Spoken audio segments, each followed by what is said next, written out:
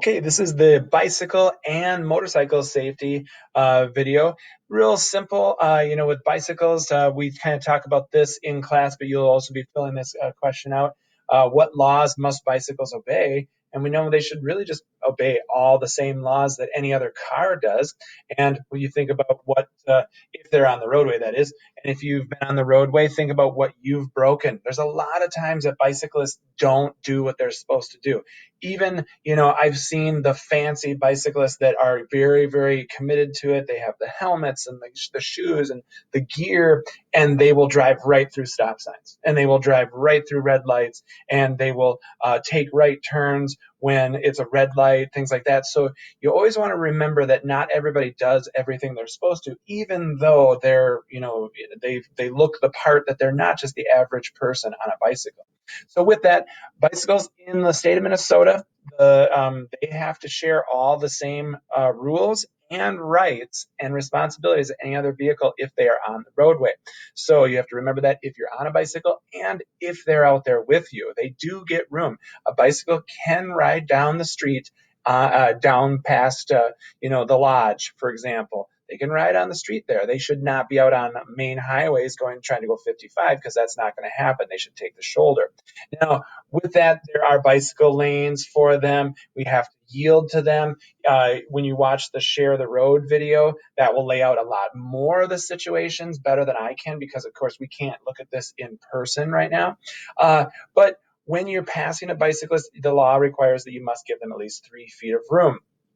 So what that means is basically a yardstick between you and them. It is not a lot of room. If you can give them more, that's a great idea. However, on your permit test and in real life, if you start to give them, if on the permit test you say, well, give them like 10 feet of room, that's a good idea.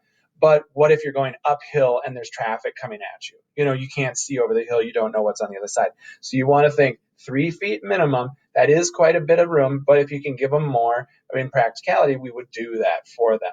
Now, motorcycles along the same lines, they're a little bit obviously more powerful than a bicycle, and they have more capabilities, but people will still look at them as they're so small, they don't need that much room. In actuality, you should be thinking that they have all the same laws and rules that we do, and you should be following them with a same or greater distance, because if they fall, if they make a mistake, you don't just hit their bumper, you run over their body, because they don't have seat belts and things like that.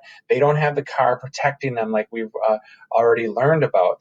And so, yeah, if they were to slide out on ice like they hit the ground, you're looking at, that's a body in front of you. Trapped under a motorcycle, but that's still a body under you. It's not just a front bumper of a car. You don't get out and kind of go, oh, okay, I got to pay for your bumper.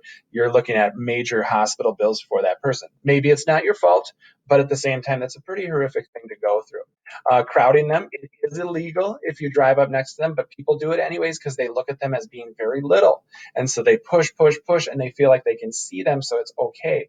It is not okay to crowd them. Obviously, they just don't give them the same kind of help and safety, anything like that. Yes, they can wear leather and they can wear a helmet, but leather and a helmet can only do so much while you're driving possibly 65 miles an hour on the freeway.